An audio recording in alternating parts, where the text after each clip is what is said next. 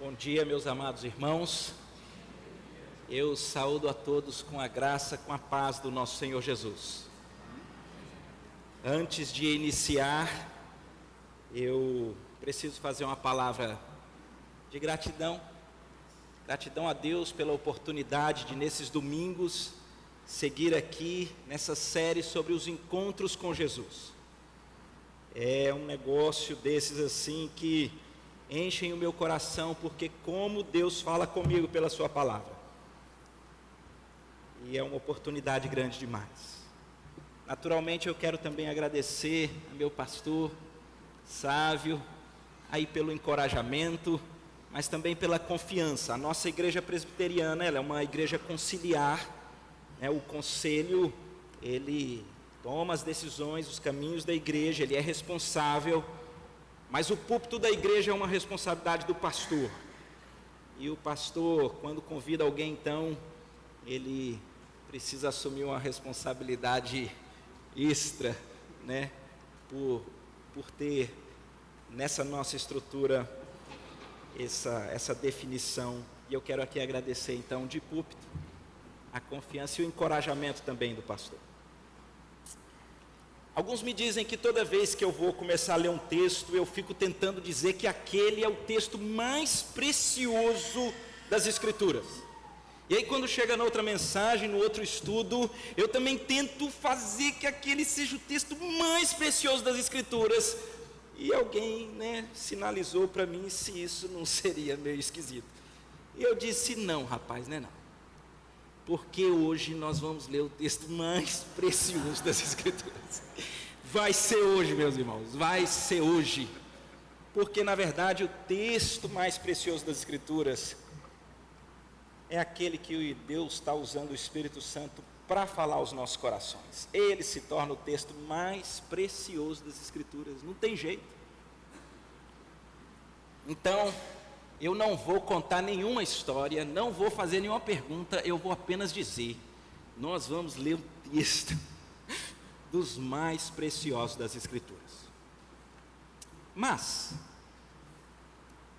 antes de ler toda a passagem, eu quero junto com vocês decorar um versículo, porque é tão precioso, e eu gosto daquela fala do salmista quando ele diz, eu escondi a tua palavra no meu coração, para não pecar contra ti. Eu gosto desse negócio, de nós nos esforçarmos, para colocar no coração a palavra de Deus. Estão preparados? Decoram comigo aqui o versículo? Eu vou falar partes pequenas, e vocês vão responder não, vocês vão repetir logo que eu falar. Porque o Filho do Homem veio, vocês, buscar e salvar o perdido. Até aqui, bom demais? Fácil? Eu vou falar o texto completo, ao final vocês vão repetir. Porque o Filho do Homem veio buscar e salvar o perdido.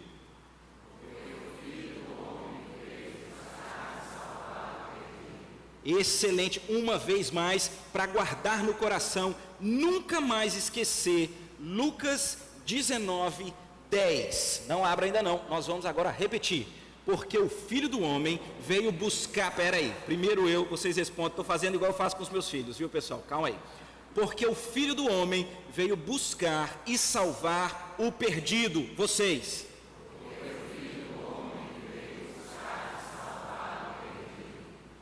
Lucas 19, 10. Queridos, que texto precioso, como é possível resumir em tão pouco espaço das palavras o ministério do Senhor Jesus? Quem diz isso é Jesus. Jesus diz isso num contexto de salvação de uma pessoa perdida, porque o Filho do Homem veio buscar e salvar o perdido. Naturalmente, existe algumas questões para você entender o texto. A primeira delas é, o que é essa expressão, o Filho do Homem? O que quer dizer isso? E antes de começar, eu pedi ao Daquinho que lesse aqui tão somente 2 versículos lá de Daniel capítulo 7, onde Daniel, vocês conhecem a estrutura, ele tem vários sonhos e visões a respeito de reinos fortes, pujantes, mas que caem, sucumbem. E de repente, ali em Daniel 7, naqueles versos 13 e 14, ele diz que na sua visão, ele então vê um filho do homem. E aí ele tem uma explicação de quem é o filho do homem. O filho do homem é aquele a quem foi dado todo o domínio, toda a glória, todo o poder. Ele diz que o filho do homem é aquele em relação a quem todos os povos, todas as raças e todas as línguas iriam servir. E aquele versículo que nós lemos aqui termina dizendo que o filho do homem possui um reino eterno, um reino que permanece para sempre, e ele insiste, é um reino que jamais acaba. Quando o Senhor Jesus utiliza essa expressão, filho do homem, que é uma expressão que ele gosta muito, ele está atraindo para si aquilo que foi dito pela boca dos profetas. Ele é aquele que possui o domínio, o poder e a glória, é aquele em relação a quem todos precisam se prostrar, é aquele que possui um reino e um poder que não será como os impérios da história que sucumbem, mas durará para sempre. Esse é Jesus. Mas também, quando a gente olha para o texto para entender o ministério de Jesus, esse que é o Todo-Poderoso, ele diz: o meu ministério é vir, é buscar e salvar. Uau! Quem? O perdido. Quem é o perdido? Quem é o perdido?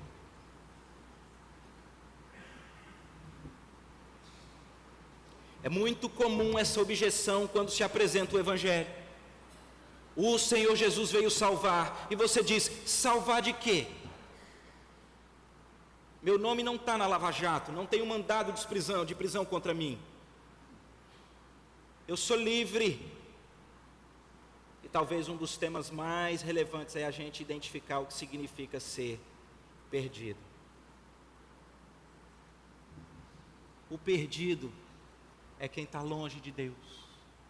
O perdido é quem é perdido em relação ao seu destino eterno. Deixa eu te fazer uma pergunta: se você tombar hoje, o seu dia chegou, você tem convicção, você tem certeza de o que acontece contigo? Nos braços de quem você estará? Eu hoje cedo recebi um vídeo. Poucas vezes eu vejo os vídeos que chegam pelo WhatsApp, a não ser que sejam enviados pelo meu pastor. Aí eu vejo. Se você receber do pastor, é bom, né? É bom. Eu, muito desorganizadamente, cheguei com o vídeo só aqui no final. Acho que não foi possível preparar a mídia para passar. Mas se a gente pudesse ver o vídeo em 3 minutos, conta como Deus nos criou para nos relacionarmos com Ele. O vídeo mostra como esse era um plano de amor, de um relacionamento íntimo diário. Mas o vídeo mostra que de repente o ser humano não quis esse caminho. Ele escolhe o caminho do pecado. E o caminho do pecado faz separação entre o homem e Deus.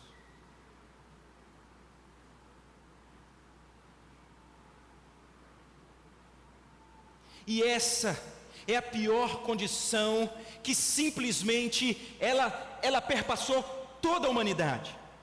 Porque todos pecaram. Não há um justo, não há nenhum sequer. Todos se extraviaram, a uma se fizeram inúteis. Não há quem entenda, não há quem faça o bem. Todos. Porque assim que foi, por um único homem, Adão, entrou o pecado no mundo, e o pecado se embrenhou em toda a humanidade, e fez com que todos nós, por natureza, fôssemos perdidos. E eu gosto do Evangelho, porque nele nós vemos o Senhor Jesus ensinando para nós como é o perdido, quem é o perdido. Vocês vão se lembrar, acho que vão se lembrar, de um capítulo muito precioso das Escrituras, que é o capítulo 15 do Evangelho de Lucas. Lá o Senhor Jesus, Ele coloca para nós 3 possibilidades da pessoa estar perdida. A primeira possibilidade, o Senhor Jesus explica com a parábola da dracma perdida. É uma moeda perdida. O que Jesus está ensinando ali? Que uma pessoa tem 10 moedas e uma está perdida. E o que Jesus ensina aqui, é possível você estar perdido sem saber que está perdido. Você não sabe. Você talvez seja mais um desses que diga: salvar do quê? Eu não estou perdido. Como aquela moeda. Uma moeda que está perdida, ela não sabe que está perdida. Ela nem pensa num caminho de volta, porque ela é uma moeda. E muita gente é assim, está perdido e não sabe que está perdido. Eu não sou natural do Recife, eu vim para cá há 6 anos atrás, em novembro de 2008. E eu vinha a trabalho, e desde então estou aqui. E eu me recordo que logo que eu cheguei, haveria uma reunião com várias pessoas, eu era uma delas, na prefeitura da cidade do Recife. Mas eu nunca fui à prefeitura da cidade do Recife, eu nunca tinha visto, eu não sabia nem o rumo. Mas eu pensei, o meu celular tem um aplicativo, um GPS, vai me levar para a prefeitura. E eu então, há 8 anos atrás, não era nem tão preciso como hoje você pesquisa com o nome da coisa, né? Você punha ali o endereço e de repente veio um alfinete dizendo, é aqui. Eu entrei no meu carrinho, olhei para o GPS e fui. E quando eu cheguei com aquela voz doce dizendo, chegou ao seu destino. Eu olhei, não tinha nada, não tinha um prédio, tinha um bocado de casa, eu achando aquele lugar esquisito. Eu olho a volta porque eu sabia que era um prédio, porque eu tinha que ir para um determinado andar. E eu assusto porque muito longe tinha um prédio. E aí então eu resolvo pegar o celular, porque afinal de contas a gente confia demais, e eu ligo para um amigo. Eu falo, escuta, rapaz, eu cheguei aqui no endereço da prefeitura, mas eu não estou conseguindo enxergar. E ele está achando que eu estou lá. Fala, rapaz, é um prédio assim, e vê. E eu digo, tem não. Tem prédio não. Ele falou, tem. E não. Aí ele falou assim, rapaz, pergunta para alguém aí próximo, onde é que você está? Eu falei, espera aí que tem um rapaz ali. Baixei o vidro do carro, com ele no telefone. Eu falei assim, com licença, tudo bem, senhor? Pois não. Eu falei assim, como é o nome aqui da região? Onde é que eu estou? Ele falou assim, aqui é o Coque. Aí eu falei para o meu amigo, aqui é o Coque. Ele falou, sai daí, sai. Eu falei, mas por quê? Ele disse, sai.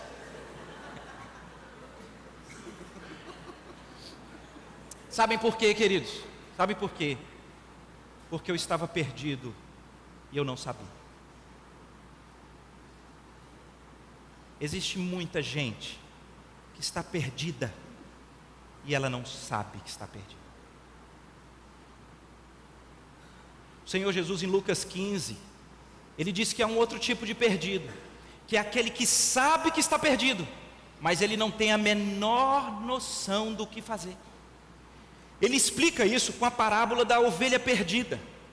Ela estava no aprisco, era bem cuidada, mas de repente ela se perdeu no caminho, e ela caiu ali num precipício, e ela está ferida, mas ela não tem compreensão. Aquela ovelha está gemendo, ela está com medo, ela tem frio, ela está machucada, ela está perdida. Se você fosse perguntar, ovelha, como é que você está? Ela ia dizer, perdida, ela está perdida, mas ela não sabe o que fazer, ela não sabe para onde ir, ela não tem estrutura, conhecimento, ela não sabe, porque as ovelhas são assim, por característica biológica, as ovelhas são sonsas.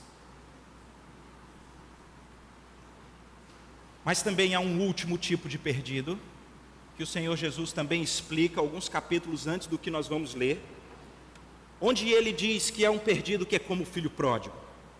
E tem gente que é assim. Ele se rebela contra o Senhor, ele se rebela contra o seu pai.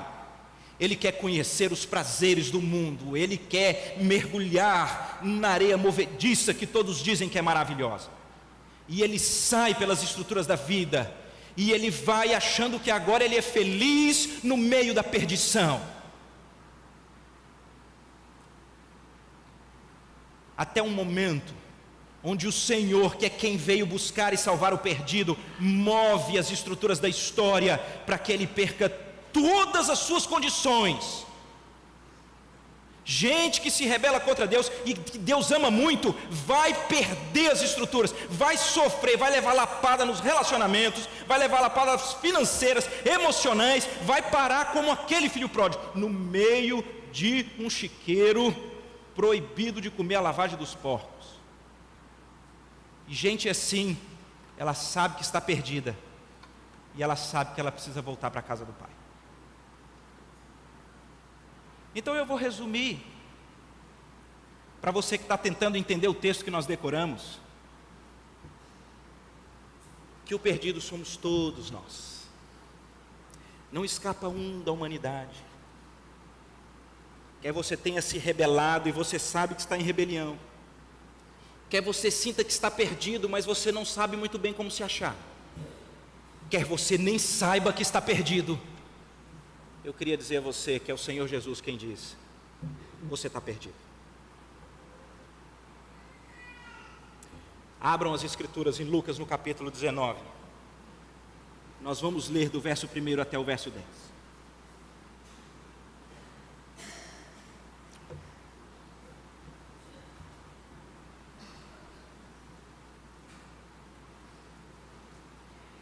Lucas 19,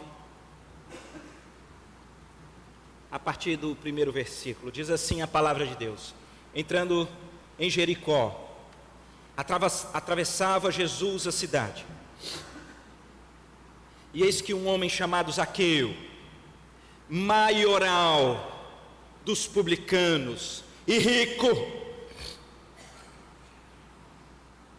procurava ver quem era Jesus, mas não podia por causa da multidão, por ser ele de pequena estatura. Então, correndo adiante, subiu a um sicômoro a fim de vê-lo, porque por ali havia de passar. Quando Jesus chegou àquele lugar, olhando para cima, disse: Zaqueu, desce depressa, pois me convém ficar hoje em tua casa. Ele desceu a toda pressa e o recebeu com alegria. Todos os que viram isto murmuravam, dizendo que ele se hospedara com um homem pecador. Entremente Zaqueu se levantou e disse ao Senhor: Senhor, resolvo dar aos pobres a metade dos meus bens, e se em alguma coisa tenho defraudado alguém, eu restituo 4 vezes mais. Então Jesus lhe disse: hoje houve salvação nesta casa, pois que também este é filho de Abraão. Todos juntos, verso 10 de coro, 1, 2, 3 e... porque o Filho do Homem veio buscar e salvar o perdido. Fiz questão de balizar a estrutura de quem é perdido, para você não ler o texto e falar assim: bem, eu sabia, o perdido é esse aí, esse maioral, rico, baixinho e ladrão. Graças a Deus não sou eu. E nós conversamos antes para passar essa régua. Jesus veio buscar e salvar o perdido. Eu não sei se vocês lembram a estrutura de que o perdido é aquele que nasceu em pecado, é aquele que vive em pecado. Quando o anjo vem a José, José está aperreado, porque Maria ali está grávida.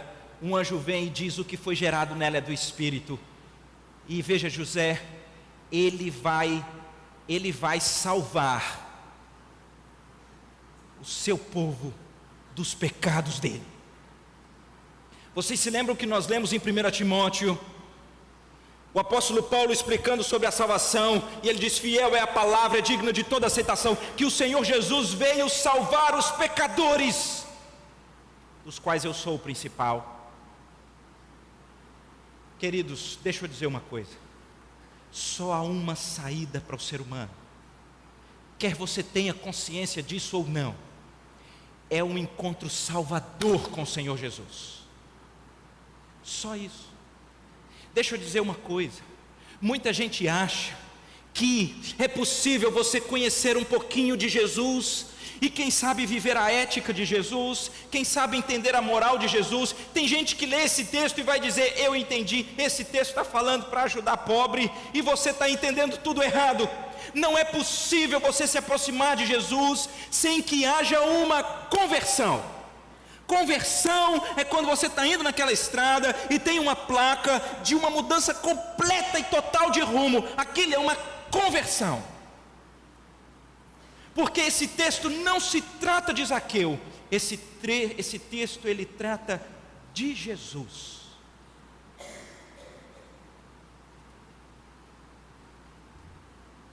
Mas eu gosto que o texto use essa figura de Zaqueu como um arquétipo de toda a humanidade. Porque se tem uma pessoa que não acha que está perdida, é aquele que é o maioral. Não é verdade? Esse não acha que está perdido. O texto faz questão de dizer que Zaqueu é o maioral. Já viram isso? Alguém que na sua carreira, na sua estrutura, ele é o maioral. É aquele que foi empoderado na ótica humana. Ele jamais diria que está perdido. Ele é o maioral. Há um outro tipo que também não acha que está perdido. É o rico. E Zaqueu, a Bíblia diz, ele é rico. Como assim o rico está perdido? Que ele quer viajar, ele viaja. Ele quer trocar de carro, ele troca. Ele quer dar um presente para o cônjuge para ver se fica menos conversador, ele dá. Ele quer ficar mais bonito, ele faz uma plástica. O rico, ele também muito dificilmente entende que está perdido. Por isso que eu gosto que na estrutura o Senhor Jesus pega uma estrutura de quem é o maioral. Ele tem status, ele tem poder e ele é muito rico. E é nessa estrutura que nós vemos a salvação acontecendo. Eu quero dizer para vocês, na estrutura de salvação, que eu olho para o texto e vejo um Zaqueu, em que estranhamente muitas pessoas colocam Zaqueu como sendo o personagem principal do texto, colocam Zaqueu como sendo aquele que nós devemos ter o foco no texto. O que Zaqueu faz é assim como todos daquela cidade. Eles sabem que Jesus ressuscita mortos, eles sabem que Jesus dá vista aos cegos, eles sabem que Jesus faz coxo andar. Ele está morrendo de curiosidade para ver essa celebridade. É igual a gente. Se o Brasil é campeão das Olimpíadas e se colocasse ele chegando em Recife, atravessando a Avenida Boa Viagem, o Agamenon, a gente ia para lá. E os mais baixinhos, acho que iam subir nas árvores. E só para os irmãos saberem, o fato de Daquinho estar aqui no louvor hoje não tem nada a ver com a mensagem. Não tem nada a ver, não foi combinado, não tem. Isso aqui é coisa do Senhor.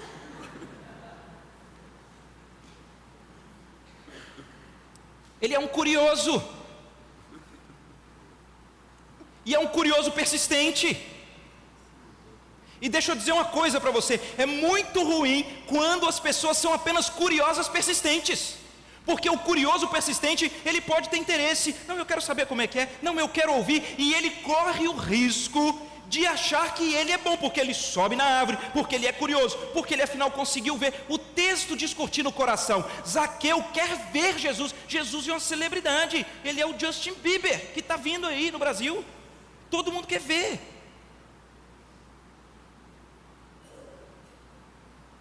Eu sei que no processo da salvação, É possível que o Senhor nos dê uma curiosidade? Mas deixa eu aqui fazer um alerta. Se você é estritamente um curioso, é porque você não se acha perdido.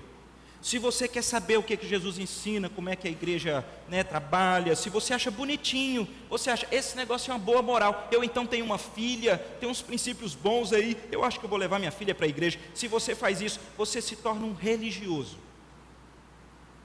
Você se torna um religioso.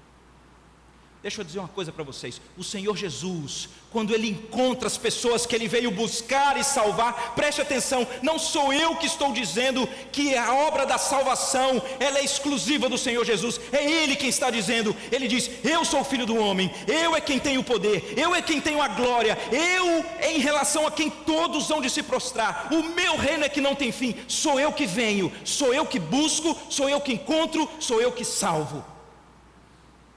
É Jesus quem está dizendo, e Jesus faz isso na estrutura com Zaqueu. Jesus faz isso quando encontra Nicodemos em João 3, porque Nicodemos é um cara fera, com a moral perfeita. Ele não é como Zaqueu, que a multidão não gosta de Zaqueu. Não, Nicodemos é fera. Mas deixa eu dizer, quer seja para Nicodemos, quer seja para Zaqueu, Jesus olha para nós e diz, você está perdido, você precisa nascer de novo.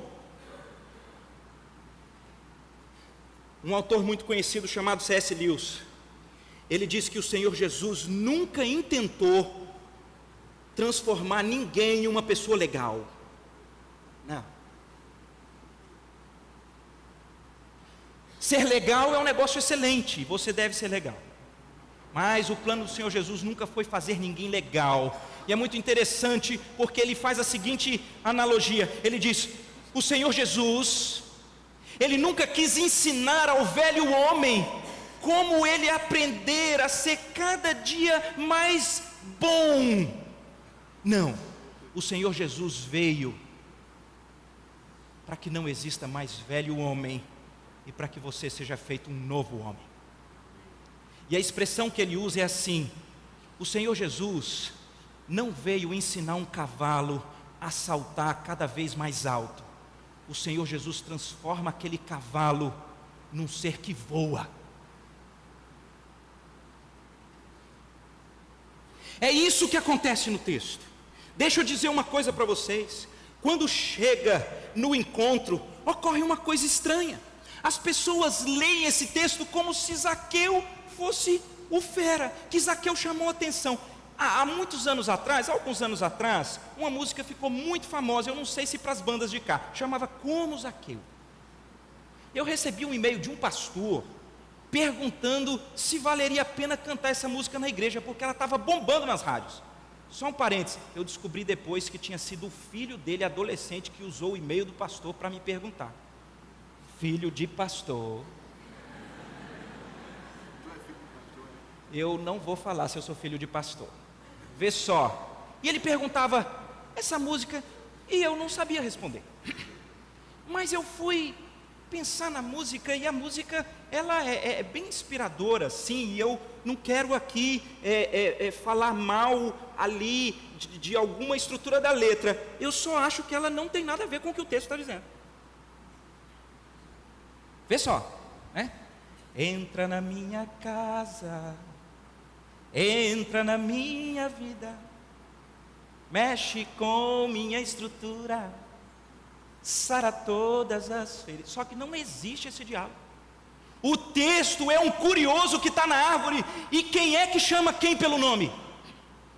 Quem é? Queridos, Jesus conhece, Jesus é quem chama. Tem uma multidão olhando, é Jesus que marcou o encontro ali, é Jesus quem chega. Vou entrar na tua casa, vou entrar na tua vida, eu vou mexer com a tua estrutura, e eu vou sarar as tuas feridas, eu te ensino a ter santidade, você vai amar somente a mim, porque eu serei o seu bem maior. Eu faço um milagre em ti. Fica a sugestão se você gosta da música. É outra, queridos. É o Senhor Jesus. É um negócio totalmente diferente. O Senhor Jesus olha e fala: Zaqueu. Ele fala: como é que ele sabe? Como é que ele sabe? Jesus te conhece, querido. Ele sabe que tipo de perdido é você. E o Senhor Jesus passa quando a palavra dele é pregada, dizendo o teu nome, Joaquim, Antônio, Maria. E de repente o Senhor Jesus apresenta a estrutura da salvação. Quem apresenta é Jesus. Ele diz: desce depressa e eu vou para a tua casa.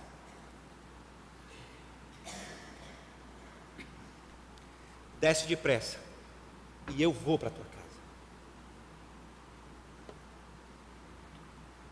Isso é salvação. Isso, eu era perdido, era cego, e agora vejo. A estrutura do Senhor Jesus é de quem conhece, quem talvez é curioso, mas Ele diz: quem conhece tem poder, tem glória. Quem consegue sou eu. Por isso que eu vim, por isso que eu busco, por isso que eu encontro, por isso que eu salvo quem está perdido. E a salvação é você ouvir ao chamado do Senhor e você levá-lo para casa, porque é Ele que entra, não é você que fala: eu Roberto, estou gostando desse texto porque eu já tive esse encontro, certo? Como é que foi? Não, foi inclusive um dia na igreja, e eu vim aqui na frente, e eu falei para o Senhor Jesus que foi muito legal aquele dia. Aí a minha pergunta: querido, e quando você foi para sua casa? Você foi sozinho? Foi. Quando você foi para sua casa, a sua segunda-feira foi igual? Foi. Quando você voltou do acampamento, Jesus foi para dentro da sua casa? Eu gosto dessa estrutura aqui. Eu gosto dessa estrutura porque ir para dentro da casa, naquela cultura mais do que a nossa, mas na nossa também, ir para dentro da casa significa você receber alguém para a vida. Você recebe alguém para relacionamento, para conhecimento. Eu imagino Zaqueu entrando com Jesus dentro de casa, e ele está indo naquele quartinho sujo, onde Jesus está vendo os sites que ele acessa, as conversas que ele tem. Ele está vendo que o Deus dele é o dinheiro, que o Deus dele é o seu poder, porque ele agora está dentro de casa. Dentro de casa nós estamos despidos das nossas roupagens, é dentro de casa que as pessoas nos conhecem. Não é à toa que é dentro de casa, são os cônjuges, são os pais, são os filhos que mais conhecem uns aos outros. Porque é muito fácil você enganar o pastor, você levantar a sua mão, entrar numa contabilidade da igreja, fazer uma entrevista com o presbítero, virar membro da igreja, e de repente você volta para sua casa, só que você não tem Jesus lá, porque Jesus não está na sua vida. Essa não é a estrutura de salvação. Por isso que eu quero realmente te perguntar: você foi salvo? Você se encontrou com o Senhor Jesus genuinamente? Porque a estrutura desse texto é uma estrutura onde Cristo entra quebrando todas as estruturas. E eu gosto porque o que Zaqueu faz nessa história, muito diferente de ser aquele que é o protagonista, Zaqueu só faz uma única coisa nessa história: ele se rende. Ele se rende. Ele desce. Ele não tem o que fazer.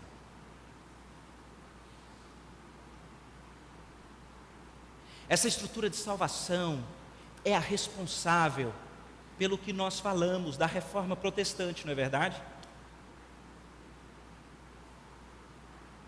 Lutero achava que então ele poderia fazer. Lutero achava que então ele poderia conquistar o favor de Deus, o relacionamento com Deus, e ele se penitenciava, e ele era muito disciplinado, e ele chega a Romanos 1,17, quando ele diz: o justo viverá pela fé. De repente ele entende ali uma coisa que todos nós precisamos entender: essa estrutura do ser justo para ser aceito por Deus, não é uma estrutura que se conquista, mas é um presente dado por Deus pelo que Cristo fez. São as cicatrizes de Cristo que estão no vídeo que o meu pastor mandou, que revelam para nós até hoje que foi o Senhor que se despiu da sua eternidade, que se despiu da sua divindade. Ele veio a nós, veio nos buscar e veio nos salvar. E Ele fez isso ao apanhar no nosso lugar, ao morrer no nosso lugar. Ele fez isso quando Lutero entendeu. Ele fez como Zaqueu, ele se rendeu.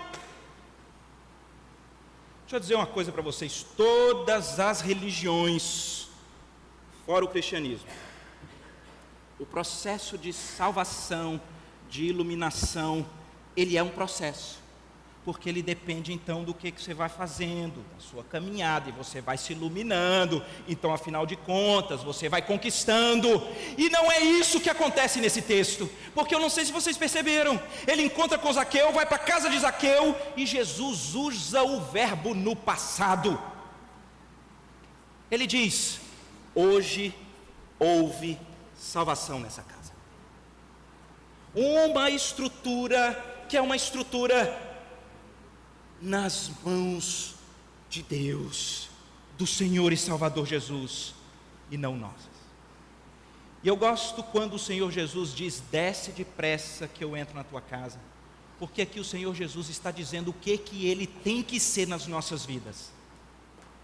O Senhor Jesus tem que ser Salvador, Ele nos livra da condenação do inferno, Ele nos livra da ira vindoura, Ele nos livra da condição de perdido caminhando para uma perdição eterna, Ele nos dá a salvação. O Senhor Jesus é Salvador, é só por Ele, mas Ele também coloca outra estrutura, além de Salvador, o Senhor Jesus é Senhor, e Senhor tem a ver com domínio, e isso tem tudo a ver com o Filho do Homem.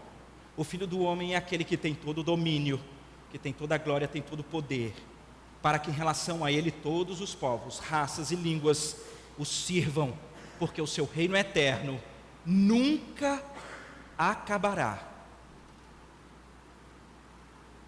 O Senhor Jesus é Salvador e Senhor da sua vida. Ele entrou na sua casa, Ele mora lá dentro, Ele conhece suas estruturas, Ele se relaciona contigo. Ou você continua buscando e alimentando os seus ídolos pretéritos. E aqui, nós olhamos para o texto, e realmente nós vemos uma evidência de alguém que agora foi salvo e que está sobre o senhorio de Cristo. Qual é a evidência? A evidência é que ele não serve mais os seus ídolos do coração. No caso de Zaqueu, era a riqueza. Zaqueu era rico. Parece que o Senhor Jesus sabe que esse negócio é perigoso. Não sei se vocês se lembram, mas é exatamente o capítulo anterior de Lucas 18 que Jesus se encontra com o jovem rico, que era um cara nota 10, rico, mas cumpria os mandamentos, e o Senhor Jesus o propõe abandonar a confiança, que é o que a Bíblia diz: exorta os ricos do presente século para que não depositem a sua confiança na instabilidade das riquezas. Quando o Senhor faz isso para o jovem rico, ele não dá conta, ele então deixa o Senhor Jesus de lado, e ele vai embora com as coisas que afinal de contas ele conquistou. Quando os discípulos dizem: mas então quem pode ser salvo? Porque o Senhor Jesus disse: o quão difícil, impossível aos olhos humanos, alguém que confia nas riquezas, no empoderamento, ser salvo. Então Jesus diz: não há impossíveis para Deus. E em Lucas 19 ele prova. Um pouquinho depois ele encontra um tão rico quanto, um que é maioral, que é empoderado, mas quando ele tem as estruturas quebradas no encontro salvífico com o Senhor, ele é salvo não apenas porque encontra na rua, mas porque leva o Senhor Jesus para casa. Ele agora está na presença do Senhor Jesus. Eu imagino o olhar de amor e confrontador aquele homem, mostrando que ele que não sabia, porque ele era maioral, porque ele tinha muitos recursos, ele que não sabia, estava completamente perdido, e de repente o Senhor Jesus, que entra na casa e que diz: hoje houve salvação nessa casa, o que o Senhor Jesus está dizendo é: eu sou a salvação. Quando eu entro na casa de alguém, a salvação aconteceu. E há uma evidência. A evidência é que a gente abandona essas inclinações dos ídolos do nosso coração. O seu é o dinheiro. Sabe o que eu gosto? Me salta aos olhos são os números. ele diz: eu vou dar metade da minha fortuna para os que não têm, para os pobres. Agora, a lei do povo judeu dizia o quê? Nessa relação de quem tem sustento e que caminha com Deus, a lei dizia o quê? A lei dizia que você tinha que dar 10%. Então, na ótica da lei, uma pessoa que estava assim com Deus é aquele que dá 10% de tudo que ganha. Zaqueu encontra o Senhor Jesus e ele diz: 50%.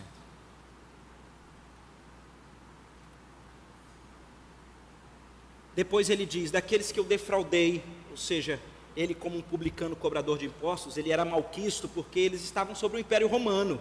E os publicanos eram aqueles que eram judeus, mas que trabalhavam para o imperador. E eles ganhavam daquilo que eles conseguiam ter nos seus acertos, mas daquilo que sobejava. Então eles extorquiam as pessoas. E Zaqueu então diz: daqueles que eu defraudei, que eu tirei a mais, que eu tenho riquezas que são de origem ilícita, é sonegação minha, eu cobro a mais, eu não dou o troco, eu faço esqueminha, na minha loja a gente vende gato por lebre, e eu tenho ganhado mais, eu tenho maximizado os meus lucros, isso é defraudar. E ele disse: eu tenho defraudado, eu vou restituir 4 vezes mais.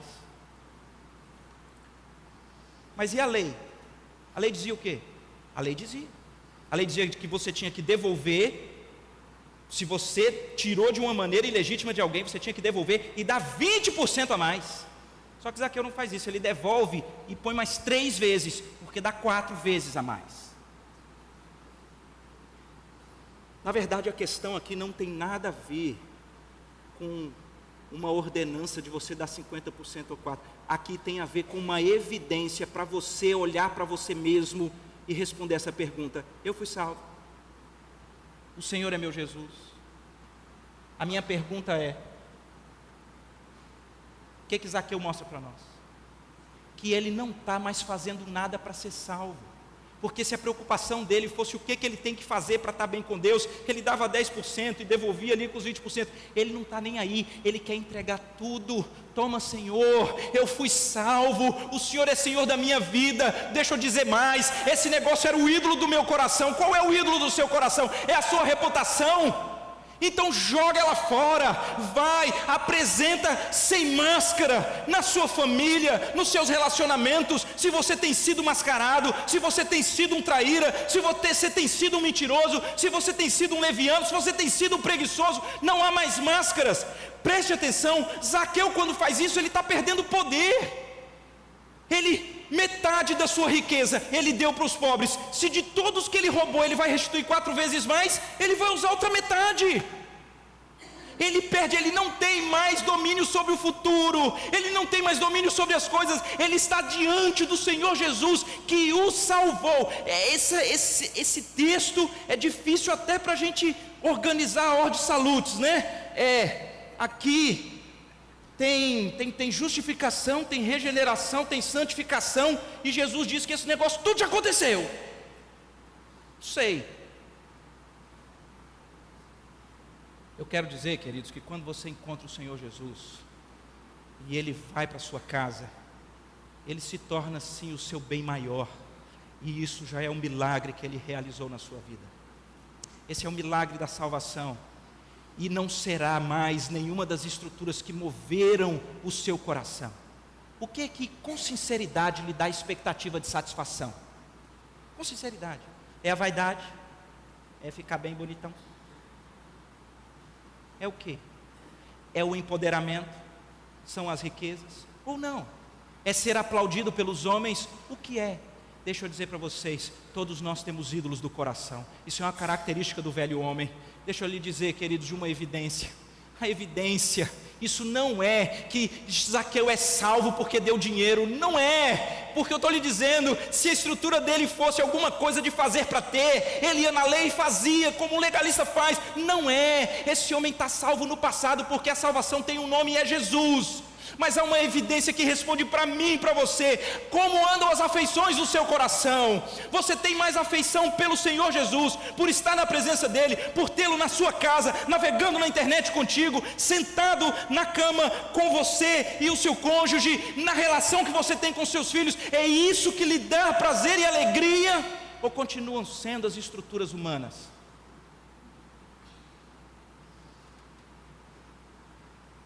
Meu pai contou uma história, e que é jubilado, mas era pastor.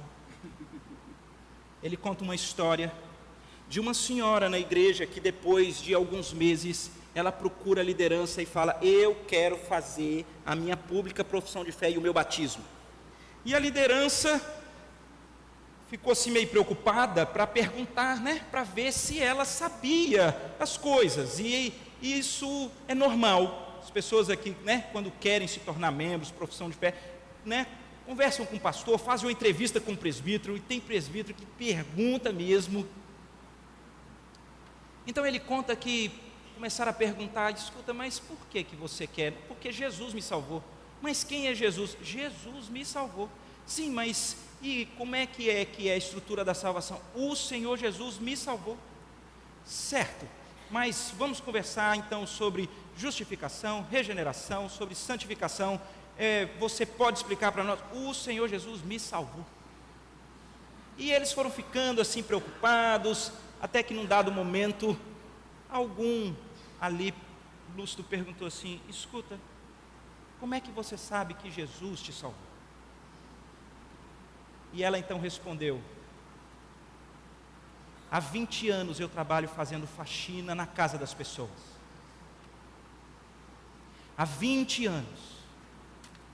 E há uma coisa que eu nunca gostei, que é ao final de varrer, ter que me abaixar com a pazinha, para botar o lixo na pazinha, para poder levar para o cesto. E eu sempre varri o lixo para debaixo dos tapetes. E eu não faço mais isso. Eu não varro mais o lixo para debaixo dos tapetes. E eu não disse isso para ninguém. Ninguém viu, mas eu sei que o Senhor Jesus me salvou. Uau! Uau! Como vai sua identidade, querido?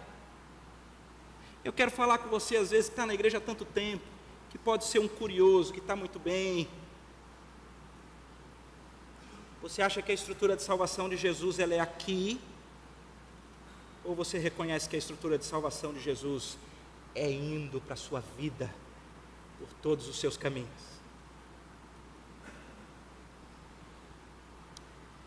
É o Senhor Jesus quem diz: porque o Filho do Homem veio buscar e salvar o que está perdido.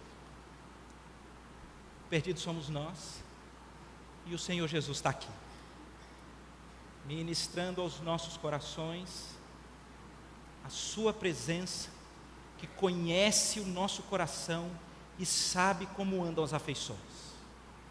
Quero lhe propor uma reflexão muito profunda.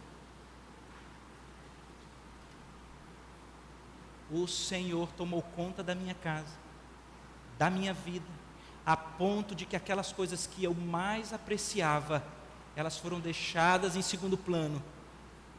E o Senhor Jesus é o meu bem maior, é de fato o único a quem eu reverencio, adoro e sirvo. Se for, queridos, é porque o Senhor Jesus já entrou pela sua vida, Ele já é Senhor da sua história.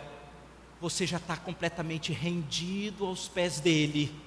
Você não tem mais todo aquele fardo de todas as religiões, de que quem vai fazendo para ser, mas é de alguém que foi refeito pelo único que tem poder, o Senhor Jesus. Eu queria lhe convidar a essa reflexão, e que você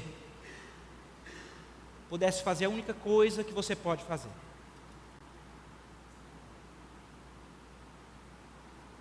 se render aos pés do convite de ir para dentro da tua casa, que o Senhor Jesus lhe faz nessa manhã. Vou fazer um apelo a Jesus. Para aqui, Jesus. Para aqui. Chama pelo nome aqui e hoje, Senhor. Fala hoje, Senhor, que o Senhor vai para casa.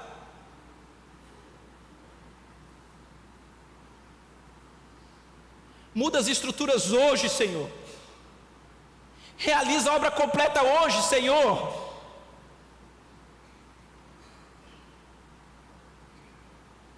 Porque o Senhor não cuida de reputação. O Senhor foi vaiado pelaquela multidão porque o Senhor se encontrou com Zaqueu. O Senhor morreu como um maldito criminoso naquela cruz para chamar o meu nome. Então chama hoje. E que quem for chamado aqui pelo Senhor possa simplesmente se render, dizendo: vem, Senhor. Vem não aqui, vem pela minha história, vem pela minha casa, vem pela minha vida. Queria que vocês abaixassem a cabeça.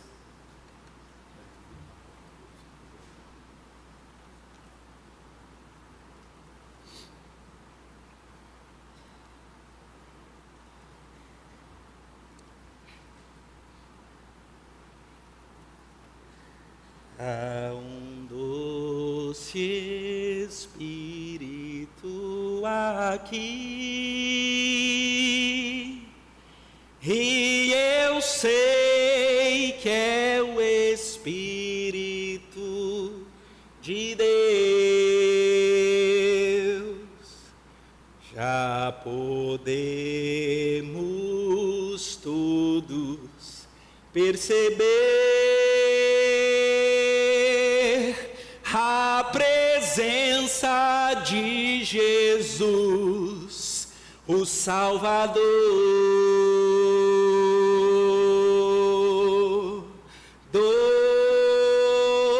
Doce presença, presença santa,